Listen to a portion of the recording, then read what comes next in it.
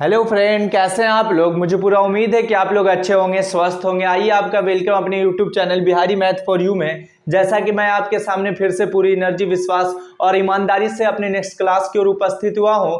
उससे पहले भाई मेरे, मैं आपको ये बात बताना चाहता हूं कि मैंने आपके लिए आज का जो क्लास रखा, आज का जो सेशन रखा है, वह सेशन काफ़ी इंपॉर्टेंट है। वह सेशन एग्जाम की दृष्टि से भी काफ़ी इंपॉर्टेंट है। वह सेशन आपके मैथ के प्रॉब्लम से भी काफ़ी इंपॉर्टेंट है। ठीक है, तो वह सेशन का नाम है जिसको हम लोग परमे के नाम से जानते हैं, जिसे हम लोग थ्योरम के नाम से जानते हैं। शायद आप भली भांति आप भी जानते होंगे। लेकिन क्या होता है कि जब थ्योरम और परमे का नाम सुनते हैं, सुनते ही हमारा जो है पूरी बॉडी जो है डरने लगता है, हमारा पूरा कंसेप्ट काम करना बंद कर देता है, हमारा माइंड कुछ पल के लिए स्टॉप हो जाता है। तो भाई एवं बहने, मैं आपको इस तरीके से बताऊंगा थ्योरम, और इस अंदाज में आपको समझाऊंगा कि मुझे उम्मीद है कि मेरे से पढ़ने के बाद मैं अपने ऊपर जो मैं विश्वास से ये कह सकता हूं कि जिस तरह से मैं थ्योरम को प्रूफ करूंगा एक अच्छे अंदाज में, मुझे उम्मीद है कि आप कभी भी भूल नहीं सकते हो, आप कभी भी जो है उसे इग्नोर नहीं कर सकते हो। ठीक है, तो उससे क्या होता है कि थ्योरम में जो होता है ना, वो एक अलग स्टेटमेंट ही होता है। वो मैथ के प्रॉब्लम से थोड़ा एक कंसेप्ट अलग होता है। वहां पर क्या होता है, कुछ हमें एक्स्ट्रा से करना पड़ता है।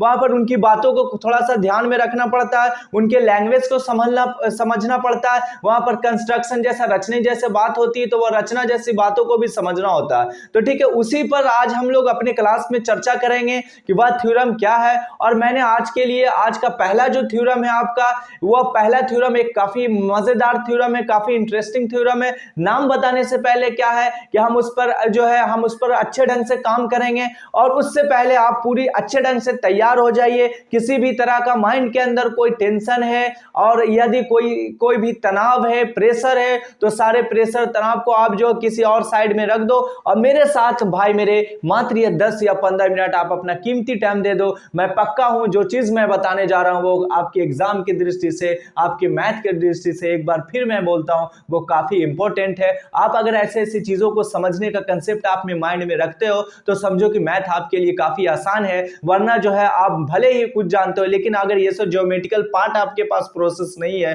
तो फिर समझो कि बहुत आप जो है मैथ में थोड़ा नॉर्मल है, ज्यादा भी हिट नहीं है। ठीक है, तो आइए हम लोग स्टार्ट करते हैं। उससे पहले आप अच्छे ढंग से तैयार हो जाइए, और यदि मेरे चैनल को लाइक नहीं किया हो, सब्सक्राइब नहीं किया हो, तो प्लीज लाइक, सब्सक्राइब और शेयर करना ना भूलें। ठीक है, चलिए भाई, आज हम बात करते हैं वो थ्योरम है क्या, वो परमे है क्या। तो उस परमे का नाम है भाई मेरे, जिसे हम लोग थेल्स परमे कहते हैं। जिसे क्या कहते हैं? थेल्स परमे। ठीक है, जिसे हम लोग क्या कहते हैं? थेल्स परमे के नाम से जानते हैं, थेल्स थ्योरम के नाम से जानते हैं, थेल्स परमे। आइए थेल्स परमे पर हम लोग चर्चा करते हैं कि थेल्स परमे है क्या। ठीक है, इसके बारे में पूरी बातों की जानकारी हम बताएंगे आपको कि थेल्स परमे में क्या क्या है, ये क्या क्या कंसेप्ट इसमें लगता है, सारी बात बताएंगे। तो उससे पहले क्या होता है कि कोई भी चीज जो हेडिंग होता है, उस वहां पर उसे समझना जरूरी होता है। जब हेडिंग में जो मालूमात ना होगा, जब हेडिंग क्या कहना चाहता है, हाईलाइट क्या करना चाहता है, वो चीजों का अगर जानकारी है, तो फिर हम आंसर तक, फिर उसके निष्कर्ष तक आसानी वे में जा सकते हैं। ठीक है, तो थेल्स परमे क्या है, इसका परिभाषा क्या है, तो आइए सबसे पहले हम लिखते हैं और आप समझे। यह थेल्स परमे कहता है कि यदि किसी त्रिभुज में कोई भी त्रिभुज है, कि यदि किसी त्रिभुज में एक भुजा के समानांतर, यदि किसी त्रिभुज में एक भुजा के समानांतर खींची गई रेखा, जो रेखा हम लोग खींचते हैं, वह खींची गई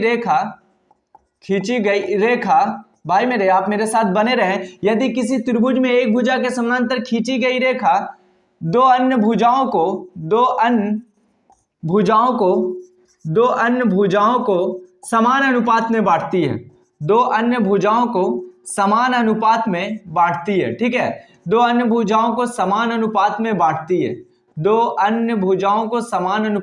बांटती है। ठीक है, चलिए, यही इस थ्योरम का मतलब पॉइंट था, और यही इसका परिभाषा था। यदि कोई आपसे पूछ दे भाई मेरे कि थेल्स परमे का डिफिनेशन क्या होता है, थेल्स परमे क्या कहना चाहता है, तो आपका आंसर होना चाहिए कि यदि कोई त्रिभुज है और उसमें एक भुजा के समानांतर, एज एग्जांपल इस तरह का हम लोग समानांतर से ड्रा करते हैं, समानांतर खींची गई जो रेखा होती है, दो अन्य भुजाओं को समान अनुपात में बांटती है। ये इसका डिफिनेशन हो गया। कहीं पर क्या क्या क्या मिलेगा आपको कि डिफिनेशन में थोड़ा बहुत परिभाषा में चेंजेस होगा। क्या चेंजेस होगा, फिर भी आपको घबराना नहीं है, वह निष्कर्ष एक ही कहना चाहता है, पॉइंट एक ही है, ठीक है। चाहे आप इस रास्ते से जाओ, चाहे आप उस रास्ते से जाओ। एज एग्जांपल के तौर पर हम लोग बिहार से बिलोंग करते हैं। अभी बिहार में हम लोग जब पटना जिला से बिलोंग करते हैं तो वहां पर क्या कंसेप्ट है कि आप पटना या तो ट्रेन से जाओ या आप बाई रोड जाओ, लेकिन जाना मुझे पटना ही है। चाहे आप दूरी जिस रास्ते से भी जाओ, लेकिन पॉइंट वही है, पॉइंट मेरा मंजिल वही है, मेरा लास्ट एम वही है कि पटना जाना है।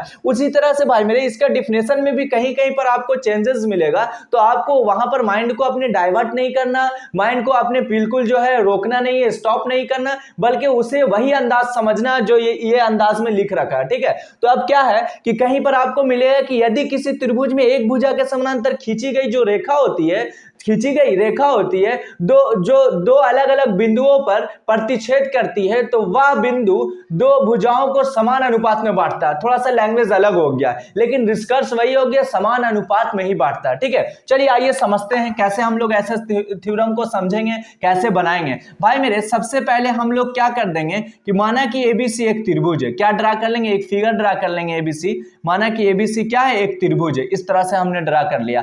अब अकॉर्डिंग टू जो परिभाषा है थेल्सपरमे का, उसके हिसाब से हम फिगर को ड्रा करेंगे। क्या ड्रा करेंगे, कहता है कि यदि किसी त्रिभुज में, हमने एक त्रिभुज या एबीसी मान लिया, इतनी बात तो समझ में आ गया आपको, या मैं एक भुजा के समानांतर कोई भी भुजा, एज एग्जांपल के तौर पर भाई मेरे एसी भी एक भुजा है, एसी भी एक भुजा है, और यहां पर एबी भी एक भुजा है, ठीक है, AB भी एक भुजा है, और यहां पर आप देखें AC भी क्या है, AC भी भुजा है, AC भी एक भुजा है, और यहां पर आगे देखते हैं BC भी एक भुजा है, और जो है AB भी एक भुजा है, ठीक है। यानी ये सब का अर्थ होता है भुजा ये साइड ही है, ठीक है। तो यानी यही भुजा किसी भी एक भुजा के समानांतर, अब एक भुजा के समानांतर का मतलब या तो AB के समानांतर यहां से भी खींच सकते हैं, या तो हम लोग AC के समानांतर यहां से भी खींच सकते हैं, या तो हम लोग BC के समानांतर यहां खींच सकते हैं। यही इस थ्योरम कहता है, और यही इस थ्योरम का जो है मतलब होता है, अर्थ होता है, ठीक है।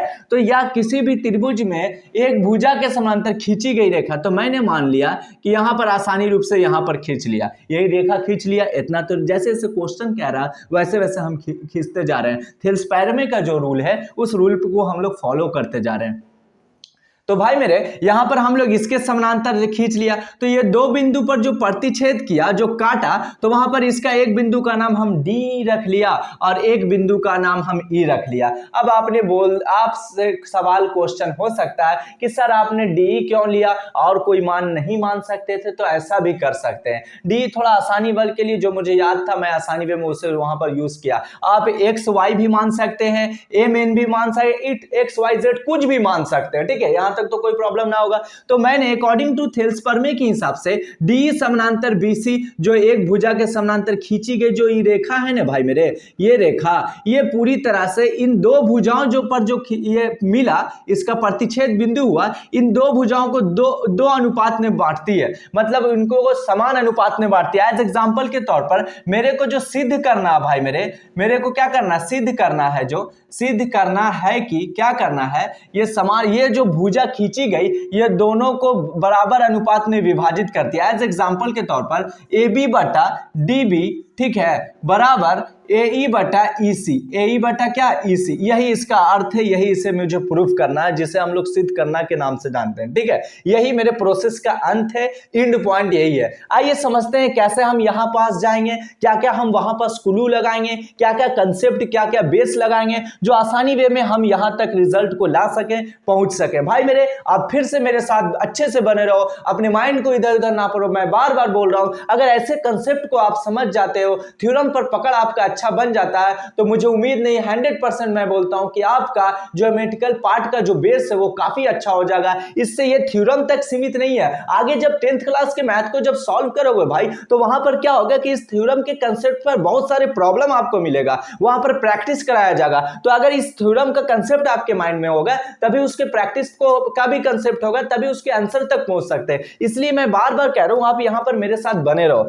क्या है, तो मैंने इसे समझाने के लिए लिख दिया था। अब आगे देखते हैं, डी समानांतर क्या है, BC के है। अब यहां पर क्या है कि मैंने माना कि हम लोग कुछ पल के लिए मान लेते हैं, ये त्रिभुज का तो मामला ना था, तो माना कि ABC एक त्रिभुज है, माना कि ABC एक त्रिभुज है, ठीक है, एबीसी एक त्रिभुज है। अब इसमें दिया है, क्या दिया है, कुछ कंसेप्ट होता है, मतलब थ्योरम सिद्ध करने के पहले जो है हम लोगों को कुछ लिखना होता है जो आसानी वे में हम समझने में आसान होता है।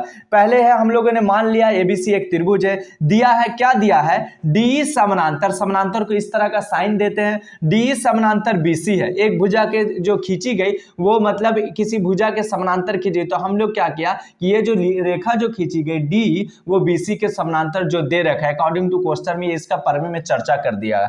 अब यहां पर मेरे को भाई मेरे सिद्ध करना, क्या करना, सिद्ध करना है। आगे ये सब कंसेप्ट हम लिख देंगे, कोई भी थ्योरम बनाएंगे तो ये सब कंसेप्ट बनाने से क्या होता है कि हमें अंदाज है कि थ्योरम पढ़ना आता है, बनाना आता है। तो सिद्ध करना है, क्या करना है कि एडी, ये क्या करना है, एडी बटा डीबी, एडी बटा डीबी करना भाई मेरे, इज इक्वल टू एई बटा ईसी करना है, ठीक है, यही मुझे सिद्ध करना है।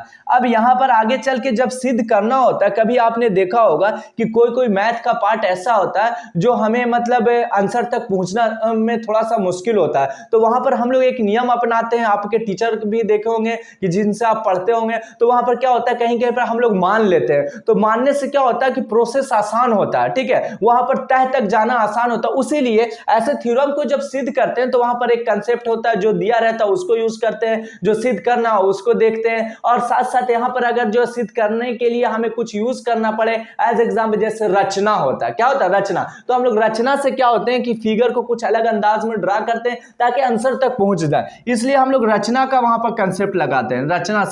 रचना से क्या मैंने लिया, रचना का मतलब कंस्ट्रक्शन जो होता है जिसे हम लोग मतलब फिगर ड्रा करते हैं, रचना से क्या है भाई मेरे, बी को ई से मिलाया, बी को ई से एवं आगे क्या किया, जब बी को ई से सी को डी से मिलाया एवं सी को डी से मिलाया, ठीक है, इतना तो समझने में किसी तरह कोई प्रॉब्लम ना हुआ होगा आपको, मुझे उम्मीद है। मिलाया सी को डी से मिलाया, तथा क्या करेंगे भाई मेरे, आगे रचना में सारी बात लिख देंगे जो कंसेप्ट है जिसके जरिए आंसर तक पहुंचेंगे। तथा अब यहां पर जब ये बात लिख दिया कि बी को ई से सी को डी से मिलाया, तो मिला दो, यहां पर छोड़ो मत, बी को ई से मिला दिया, यहां तक मिला दिया। अब यहां पर सी को डी से मिला दिया, तो यहां पर सी है, यहां पर कहां चल गया, ये डी से मिल गया। इतनी बात तो समझ में आ गया। जैसे जैसे क्वेश्चन मैं बना रहा हूं वैसे वैसे फिगर भी ड्रा कर लिया। अब आगे कहता है कि तथा डी से डीएम लंब, तथा डी से डीएम लंब एसी पर, ये जो लंब है ये पूरी तरह से इस भुजा पर साइड पर लिया। डी से भाई मेरे डीएम लंब को इस तरह से साइन देते हैं एसी पर, तथा आगे क्या किया, आगे हम लोग क्या करेंगे, ई से ईएन लंब, ई से क्या लेंगे, ईएन लंब, इसका नाम दे दिया, कुछ भी नाम दे सकते हो, नाम में टेंशन मत लेना। तथा ई से ईएन लंब किस पर, ये पूरा साइड ईएन जो लंब दे रहे हैं भाई मेरे, ये पूरा इस पर दे रहे हैं, एबी पर दे रहे हैं, ठीक है, ना कि आप समझोगे कि एडी पर दे रहे हैं, ठीक है, बल्कि ये पूरा साइड बड़ा वाला लेते हैं। क्यों लेते हैं वो आगे चल के आप खुद समझ जाओगे। ई से ईएन लंब एबी पर डाला, ठीक है, डाला, इतना बात तो हम लिख सकते हैं। अब क्या होता है कि आप जो है कहीं कहीं पर ऐसे देखोगे कि बहुत सारे स्टूडेंट क्या होते हैं कि लैंग्वेज को रट लेते हैं और वहां पर चाहते हैं ये है कि हमने इसे बना लिया, बशर्ते क्या होता है कि उनके माइंड में 1 ना 2 हफ्ता तक रहता है, फिर आप भूल जाओगे। लेकिन लैंग्वेज को जब समझ जाओगे, पार्ट बाय पार्ट जब चीजों को समझ जाओगे भाई मेरे, तो फिर आपको रटने की जरूरत नहीं है, फिर आप आसानी वे में कितने भी दिन हो जाए आप उसे भूल नहीं सकते। तो वहीं पर जब प्रोसेस मैंने किया कि रचना को यूज किया, तो रचना से क्या बोला कि बी को ई से मिलाया। अब यहां पर पॉइंट बी था, इसको हमने ई के पास ड्रा किया और सी को डी से मिलाया। इतनी बात तो आपको भी समझ में आ गया होगा। जब आगे की ओर चलते हैं, आगे देखते हैं कि डी से डीएम लंब क्या दिया, एसी पर, पूरा बड़ा वाला साइड पर दिया, और यहां पर ई से ईएन लंब एबी पर दिया। ऐसा आप कह सकते हो कि क्यों कर रहे हैं सर, तो मैंने बार बार बोला कि आंसर को कहीं कहीं पर मुश्किल होता है, तो वहां पर लाने के लिए कहीं पर कंसेप्ट यूज किया जाता है जिसे हम लोग रचना बोलते हैं या मानते हैं, ठीक है। उसी तरह से मैंने ये कंसेप्ट लाया, तो रचना से इतना तो हम कर लेंगे, आसानी वे में डाल दिया। अब यह कहना है कि अब मुझे सिद्ध करने की ओर जाने, यानी इतना रिजल्ट हमने इकट्ठा कर लिया, इतने को एब्जॉर्ब कर लिया, अब आगे मेरे को सिद्ध करना। आगे क्या करना भाई, मेरे सिद्ध करना।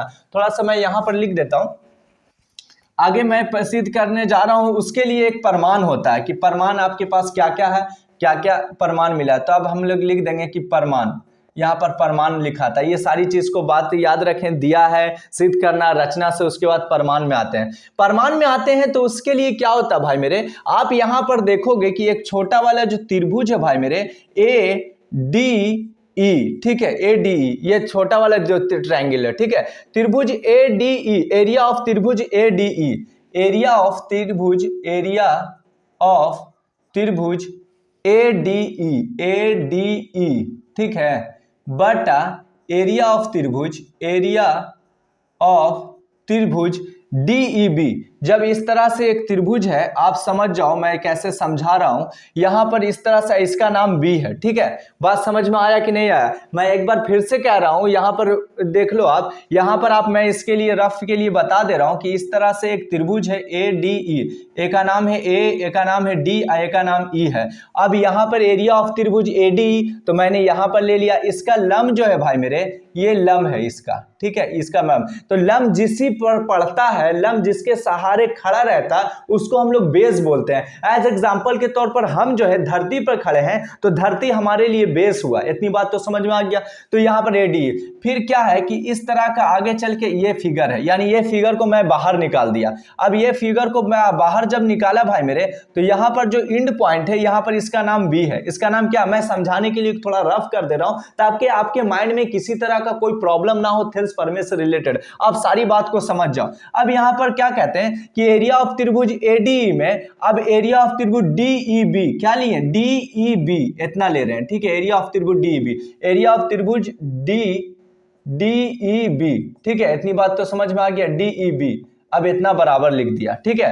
अब एरिया ऑफ त्रिभुज DEB, area of ADE, area of त्रिभुज DEB, आप जान रहे हो कि कोई भी समकोण त्रिभुज अगर रहता है तो उसका क्षेत्रफल के लिए फॉर्मूला जो होता है 1/2 आधार गुना ऊंचाई होता है, आधार गुना ऊंचाई होता है, आधार और ऊंचाई से मतलब रखा जाता है। उसी तरह से जब हम यहाँ पर देखेंगे प्रोसेस को भाई मेरे, तो यहाँ पर जब प्रोसेस देखेंगे तो हमने क्या किया, अगर मेरे इसका क्षेत्रफल निकाल रहे हैं, त्रिभुज ADE का क्षेत्रफल, ADE का क्षेत्रफल निकाल रहे हैं, क्या निकाल रहे हैं, तो 1/2 आधार, तो त्रिभुज ADE में क्या है कि ADE इसका आधार, इसमें तो ये EN तो लंब है भाई मेरे, EN क्या है, लंब है, तो इसका आधार जो होगा भाई मेरे, लंब जिस पर टिका रहता है वही आधार होता है, तो यहां पर इसका आधार हो गया भाई AD हो गया।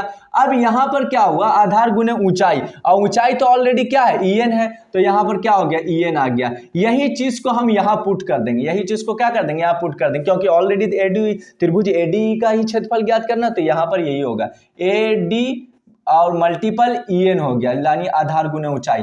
अब देखो, अब यहां पर देखो मेरे भाई, अब ये क्या कर रहे हैं कि अब हम निकालने जा रहे हैं एरिया ऑफ त्रिभुज DEB का क्षेत्रफल, DEB, तो DEB जो है ना भाई, इसका क्षेत्रफल हम निकालने जा रहे हैं, ठीक है, इसका एरिया निकालने जा रहे हैं। तो यहां पर आपका क्वेश्चन होगा कि यहां पर मेरा मतलब क्वेश्चन होगा कि इसका आधार कौन होगा, इसका लंब कौन होगा, ठीक है। तो कुछ पल के लिए आप ये समझो कि आपका कहना होगा कि सर EN जो लंब है AD पर है, तो इसका तो आसानी वे में ज्ञात कर लिया कि आधार जो है AD है और ऊंचाई EN है, लेकिन इस प्रोसेस में अगर देखते हैं कि इसका लंब कौन है, तो आपका अंदाजा लगेगा कि यहां पर आप बोलोगे कि सर इसका लंब DE है, लेकिन DE इसका लंब नहीं है। अगर DE लंब होता तो DE इसके समानांतर कैसे हो जाता, ये तो क्वेश्चन में नहीं दिया रहता, तो इसीलिए इसका लंब क्या, DE ना होकर इसका लंब क्या है, EN है, और EN जो लंब है वो पूरी तरह से जो है मतलब समझो कि DEB का लंब कहलाएगा, क्या कहलाएगा, DEB, एरिया ऑफ त्रिभुज DEB का लंब कहलाएगा।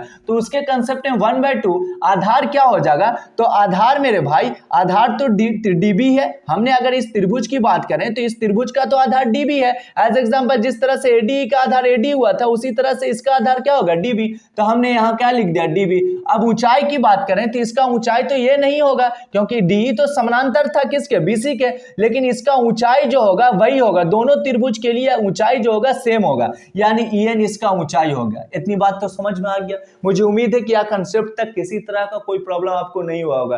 पहले जब हम लोग पढ़ रहे थे तो इसके कंसेप्ट में हम लोगों को ये समझ में नहीं आता था कि यहाँ पर ये ऊंचाई कैसे हो गया, ये आधार कैसे हो गया। तो वही चीज को मैं आपसे बार बार ये बात बताना, चर्चा कर देना चाहता हूं कि आप यहाँ पर चीजों को समझो, चीजों को समझो यहाँ पर कि जब त्रिभुज एडी एरिया निकाल रहे थे तो उसका बेस ये हुआ एडी, उसका ऊंचाई एन हो गया। लेकिन जब त्रिभुज हम डीबी में चर्चा करते हैं भाई मेरे, तो यहाँ पर आप ये मत समझ जाना कि ये 90 डिग्री नहीं, अगर ये 90 डिग्री होता तो इसका चर्चा हो जाता कि डी जो है समानांतर है, मतलब बीसी क्या, डी जो है वह एक लंब है, ये कर देता चर्चा। लेकिन ना तो लंब का चर्चा कुछ भी नहीं किया, सिर्फ समानांतर का चर्चा, तो हम इसको लंब नहीं मान सकते, या रेखा लंब नहीं हो सकता। लंब जो हमने रचना से पढ़ा भाई मिले, ईएन लंब जो एडी पर पढ़े हैं, तो वहां पर एबी पर जो पढ़े, ये पूरे एबी के लिए, ये पूरे इसके लिए ये लंब कहलाएगा, दोनों एंगल के लिए ये ऊंचाई का काम करेगा, इसीलिए हमने ये प्रोसेस को यहां पर लिखा। ठीक है,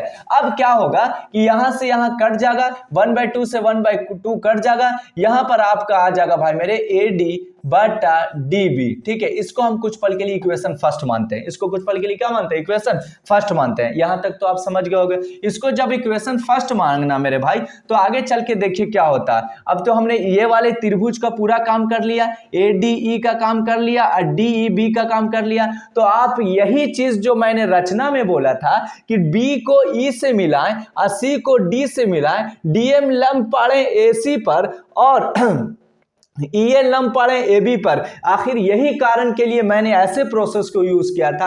अगर मैं रचना नहीं करता तो आपका त्रिभुज का ना तो लंब पढ़ पाता, ना ऊंचाई मालूम होता और ना ही आधार मालूम होता। यही प्रोसेस के लिए हम लोग अलग से यूज करते हैं और जिसे हम लोग रचना के नाम से जानते हैं। रचना में कुछ ऐसा यूज किया जाता है प्रोसेस जो आसानी से हम एंगल बता सके और जो उसके जरिए हम बेस को, उस लंब को ज्ञात कर सके। अब ये मालूम तो हो गया होगा आपको। अब हम लोग जिस तरह से इस तरफ वाले फिगर में हम लोग दोनों त्रिभुज पर चर्चा किया, अब आगे आते हैं इस फिगर में। अब क्या कहते हैं कि अब पुनः हम लोग क्या कहते हैं, पुनः एरिया ऑफ त्रिभुज एडीई, ठीक है, बटा एरिया ऑफ, फिर हम लोग जाएंगे एरिया ऑफ त्रिभुज किसमें, इसमें आएंगे। जिस तरह से पहले चर्चा किया एडीई में, उसके बाद डीईबी में, उसी तरह से ये त्रिभुज में क्या होगा कि एडीई होगा और डीईसी होगा। क्या होगा, डीईसी। इतनी बात समझ में आया कि नहीं आएगा। एज एग्जांपल के तौर पर भाई मेरे, पहले वाली चर्चा में लंब दोनों के लिए क्या हुआ था, एक था और आधार अलग अलग था। उसी बेस में जब इस साइड आप देखोगे थोड़ा सा एरिया ऑफ त्रिभुज एडीई और यहां पर आप देखेंगे डीईसी का वही प्रोसेस सेम लागू करेंगे। अब हम जानते हैं कि समकोण, जब लंब का बात आ गया, आधार का बात आ गया, तो उसके प्रोसेस में समकोण त्रिभुज ये बन गया, तो वहां पर उसका क्षेत्रफल निकालते हैं 1/2 आधार गुने ऊंचाई। तो आधार एडीई का देखेंगे भाई मेरे, जब डी से डीएम लंब दे दिया था इस पर एसी पर, तो वहां पर इसका लंब जो है जब इस त्रिभुज एडीई में आते हैं तो इसका आधार एई हो जाएगा, इसका आधार क्या हो जाएगा, एई हो जाएगा, और इसका जो लंब होगा भाई मेरे डीएम होगा। इतनी बात तो समझ में आ गया होगा भली भांति आपको। और फिर अगला देखते हैं डीईसी। जब डीईसी आते हैं भाई मेरे, तो इसका 1/2 आधार गुना ऊंचाई, 1/2 आधार गुना ऊंचाई। तो डीईसी जो अब आते हैं, तो इस तरह से एज एग्जांपल के तौर पर मैं इसको अगर बाहर निकालना चाहूं भाई मेरे, तो इस तरह का हम बाहर निकाल सकते हैं। ठीक है, आगे चल के आपको क्या मिलेगा, यहां पर जो है इसका पूरी तरह से 90 डिग्री का लंब मिलेगा। ठीक है, जिसका नाम डी है ई और इसका नाम ई है और इसका नाम सी है। ठीक है, और इसका नाम डीएम लंब है। तो जब भाई मेरे, जब ये लंब नहीं है, लंब ये वाला है, तो इसका मतलब यह हुआ कि इस त्रिभुज जो डीईसी है, इसका बेस जो हो जाएगा, बेस का काम ये करेगा, यानी ईसी आधार गुने ऊंचाई, ईसी हो गया, और ऊंचाई का काम जो करेगा वो डीएम करेगा। वो ऊंचाई का काम कौन करेगा, डीएम करेगा। इतनी बात तो समझ में आ गया। मैंने क्या बोला, क्या इस एंगल की अगर बात करते हैं तो इस एंगल से पता ही चला कि त्रिभुज डीईसी में करते हैं तो ये लंब तो चर्चा नहीं है। लंब तो आगे मैंने स्ट्रक्चर ड्रा किया जो कंस्ट्रक्शन से, रचना से, तो वहां पर डीएम लंब है। लेकिन इसमें अगर आधार का डीएम जो है वो मतलब किस पर टिका हुआ, तो आपका आंसर आना चाहिए कि ईसी पर ये टिक रखा है। ठीक है, ये डॉट डॉट में हम आगे को प्रोसेस को लंब को यूज किया। अब यहां पर 1/2 से 1/2 खत्म, डीएम से डीएम खत्म। यहां पर हो गया भाई मेरे ई बराबर ईसी, इसको हमने इक्वेशन सेकंड माना। इसको हमने क्या माना, इक्वेशन सेकंड। आगे चल चल के आपको बड़ा मतलब मालूम हो जाएगा क्यों इक्वेशन फर्स्ट ले रहे हैं, क्यों इक्वेशन सेकंड ले रहे हैं, अर्थात हम समीकरण का यूज क्यों कर रहे हैं। ठीक है, अब देखो मेरे भाई मेरे, एक चीज आपको बड़ा मतलब एक चीज आपको दिखाता हूं मैं, क्या दिखाता हूं जो आपके लिए काफी उपयोगी है। क्या देख रहे हैं हम यहाँ पर, एरिया ऑफ त्रिभुज एडी और एरिया ऑफ त्रिभुज एडी, दोनों वाला ऊपर का एरिया जो है ये दोनों त्रिभुज का सेम है, मतलब बराबर दिख रहा है। लेकिन अगर इसके अंश दोनों दिख रहा है एक है, लेकिन हर में अगर बात करते हैं एरिया ऑफ त्रिभुज डी बी और यहां पर एरिया ऑफ त्रिभुज डी सी हो गया। यानी कहने का मतलब यह हुआ कि ये दोनों बिल्कुल अलग हो गया। ये दोनों क्या हो गया, किसी तरह से अगर ये चीज यहां रहता और ये चीज भी यहां रहता तो उसके कंसेप्ट में कहने का मतलब कि दोनों जो है बराबर, अगर एलएचएस रहता, दायां पक्ष दोनों मतलब अगर बराबर रहता तो बायां पक्ष भी क्या हो जाता, बराबर हो जाता, या बायां पक्ष बराबर होता तो दायां पक्ष बराबर हो जाता, एलएचएस बराबर आरएचएस हो जाता। मैंने फिर कह रहा हूं मैं कि जब ये ऊपर वाला दोनों में देख रहे हैं इक्वेशन में सेम है, लेकिन नीचे वाला ही किसी तरह का टेंशन आपको दे रहा है। अब नीचे वाला जब हर हाल में बराबर आ जाए तो हम समझ सकते हैं कि मेरे यही प्रोसेस तो लाना है कि एडी बटा डी बी बराबर एई बटा ईसी, तो दोनों जब एक साइड बराबर तो दूसरे साइड बराबर, अतः हमें ये प्राप्त हो जाएगा, इसका सिद्ध करने वाला मामला जो है खत्म हो जाएगा। तो उसके लिए हमें क्या करना है, कैसे इसका एरिया बराबर होगा त्रिभुज डी बी और त्रिभुज डी सी का, उसके लिए आइए मैं आपको एक बात ये बताता हूं जो आपने शायद 9th क्लास में पढ़ा होगा, इस पर चर्चा किया होगा। क्या किया होगा कि जब कोई भी त्रिभुज रहता है भाई मेरे, और जब कोई जो दो त्रिभुज समानांतर होता है ना, तो उसके कंसेप्ट में रूल कहता है, उसके कंसेप्ट में क्या कहता है, रूल कहता है ना कि वो दोनों त्रिभुज जो होता है उसके कंसेप्ट, दोनों त्रिभुज का जो मतलब कहने का मतलब जब कोई दो त्रिभुज समानांतर है, एज एग्जांपल के तौर पर जैसा कि डी समानांतर, जब किसी त्रिभुज जो समानांतर होता है डी समानांतर बीसी है, तो उसके कंसेप्ट में क्या होता है कि एक ही आधार पर जो दो त्रिभुज अगर टिका होता है तो वहां पर दोनों त्रिभुज का क्षेत्रफल बराबर होता है। एज एग्जांपल के तौर पर जैसे डी को हम बाहर निकाला, यहां पर आपका बी था और यहां पर हमने मान यहां पर क्या था, बी था, यहां पर सी था, तो हम कह सकते हैं भाई मेरे त्रिभुज डीईबी, त्रिभुज डीईबी इसका एरिया देख लो और उसी तरह से इसका एरिया, ये दोनों का जो है इसके आधार पर टिका हुआ, एक ही आधार दोनों का है। तो हम ये मतलब ये थ्योरम होता है कि जब दो रेखा समानांतर हो तो उसके कंसेप्ट में जब दो त्रिभुज को क्षेत्रफल जो होता है एक ही आधार पर टिका हो तो उसके कंसेप्ट में क्या होता है कि दोनों त्रिभुज का क्षेत्रफल जो होता है बराबर होता है। बात समझ में आया कि नहीं? मैं एक बार फिर से कह रहा हूं, क्या कह रहा हूं कि जब कोई मतलब क्या कहते हैं त्रिभुज, जब कोई दो त्रिभुज एक ही आधार पर टिका रहता है तो उसके कंसेप्ट में दोनों त्रिभुज का क्षेत्रफल बराबर होता है। तो हम कह रहे हैं कि यहां पर आप फिगर को देखोगे कि DEC, यहां DEB देख लो भाई मेरे और DEC देख लो, ये दोनों का आधार एक ही है। जिस तरह से मैंने बाहर निकाल दिया था कि DEB और DEC ये दोनों एक ही आधार पर टिका हुआ है, अतः हम कह सकते हैं कि दोनों का एरिया क्या होगा, बराबर होगा। हम क्या आगे चल के लिख सकते हैं कि अतः एरिया ऑफ त्रिभुज DEB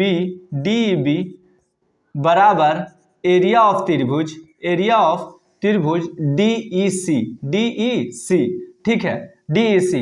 आगे यहां पर ब्रैकेट में लिख लेंगे कि जब दो त्रिभुज, यहां पर कुछ बात लिख देंगे, लैंग्वेज लिख देंगे कि ताकि हमें ये जो पूरी तरह से जानकारी हो कि हमने ऐसे नहीं बराबर किया, कुछ रूल मालूम है मेरे, उसी रूल को फॉलो करते हुए मैंने ये इसको एक दूसरे के बराबर किया। तो हम लोग क्या लिख देंगे, जब दो त्रिभुज का आधार एक ही हो, आधार एक ही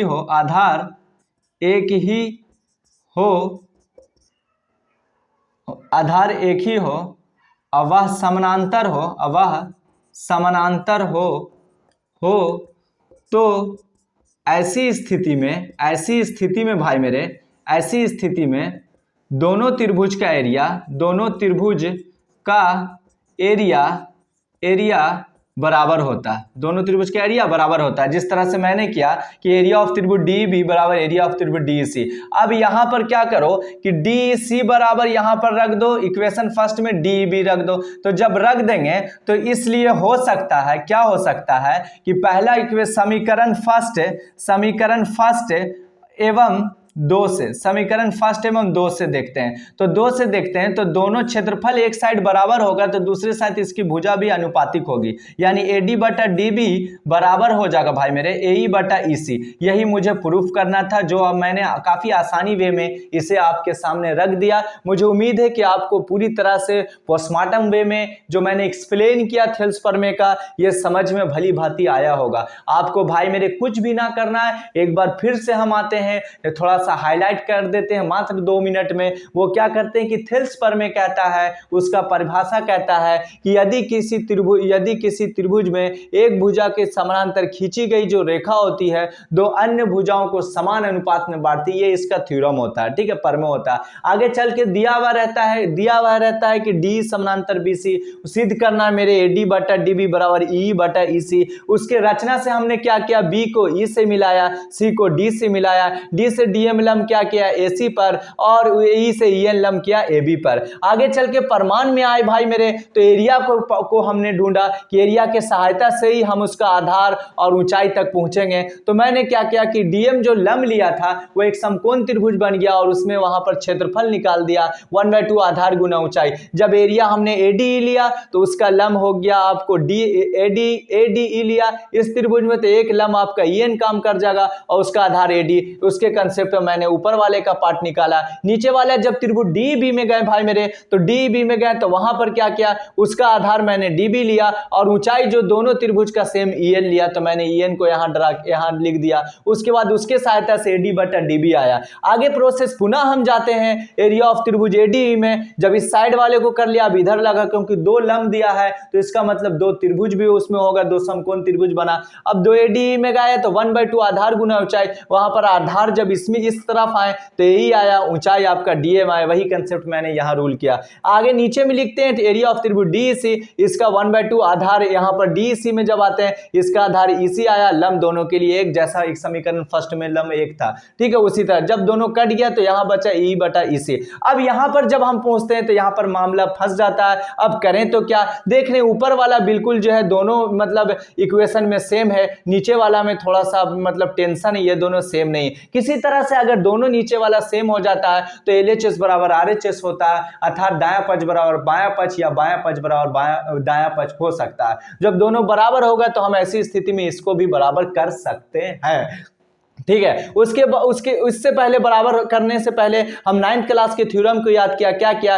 कि जब दो रेखा समानांतर होती है तो उसकी स्थिति में क्या होता है कि 2 त्रिभुज का आधार जो है एक ही हो। जब कोई 2 त्रिभुज का आधार एक ही हो और वह रेखा समानांतर हो और वह समानांतर रहे, तो ऐसी स्थिति में दोनों त्रिभुज का जो होता है एरिया बराबर होता है। उसके कंसेप्ट में मैंने यहाँ पर ये चीज को यूज किया, एरिया बराबर करने के लिए एक थ्योरम को याद किया और वहां पर जाने के बाद समीकरण 1 से 2 किया, बराबर आया आपके सामने आंसर AD बटा DB बराबर EE बटा EC, जो मुझे सिद्ध करना था। मुझे उम्मीद है कि आप भली भांति समझ गए होंगे, और अगर आप समझ गए तो मुझे कमेंट करके बताएं कि मेरा ये समझाने का लुक कैसा लगा, और अगर ना भी समझ में आया तो वो भी कमेंट करें, ताकि मैं जो है और अच्छे ढंग से कोशिश करूंगा समझाने के लिए, ठीक है भाई। आज का थ्योरम के लिए यहीं तक रखते हैं, फिर हम लोग कल मिलेंगे एक नए थ्योरम के साथ। बाय।